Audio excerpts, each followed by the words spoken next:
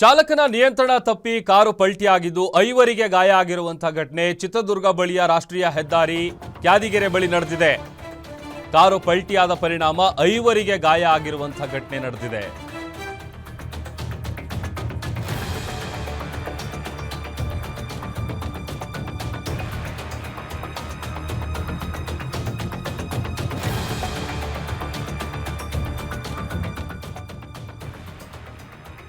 ಮಹಾರಾಷ್ಟ್ರಕ್ಕೆ ಬೆಂಗಳೂರಿಂದ ಹೋಗ್ತಾ ಇದ್ದಂಥ ಸಂದರ್ಭದಲ್ಲಿ ಕಾರು ಪಲ್ಟಿಯಾಗಿ 5 ಮಂದಿ ಗಾಯಗೊಂಡಿದ್ದಾರೆ.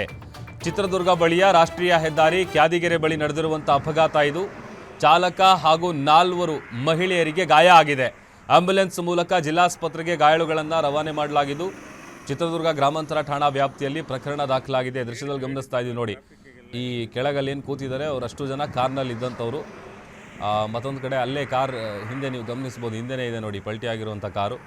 ಚಾಲಕನ ನಿಯಂತ್ರಣ ತಪ್ಪಿ ಆಗಿರುವಂಥ ಅಪಘಾತ ಇದು. ಬೆಂಗಳೂರಿಂದ ಮಹಾರಾಷ್ಟ್ರಕ್ಕೆ ಅಂತ ಹೋಗ್ತಾ ಇರ್ತಾರೆ. ಆ ವೇಳೆ ಚಿತ್ರದುರ್ಗದ ರಾಷ್ಟ್ರೀಯ ಹೆದ್ದಾರಿಯಲ್ಲಿ ಆತನ ನಿಯಂತ್ರಣ ತಪ್ಪಿ ಕಾರ್ ಪಲ್ಟಿಯಾಗಿ ಚಾಲಕ ಸೇರಿದಂತೆ 5 ಮಂದಿಗೆ ಗಾಯ ಆಗಿದೆ. ಇಮಿಡಿಯೇಟಾಗಿ ಆಂಬ್ಯುಲೆನ್ಸ್ ಮೂಲಕ ಅವರನ್ನು ಆಸ್ಪತ್ರೆಗೆ ಶಿಫ್ಟ್ ಮಾಡುವಂಥ ಕೆಲಸ ಕೂಡ ಆಗಿದೆ. ಹೇಳಿದ್ವಿ ಇವಾಗ ಟ್ರಾಫಿಕ್ಗೆಲ್ಲ ಹೇಳಿದ್ವಿ.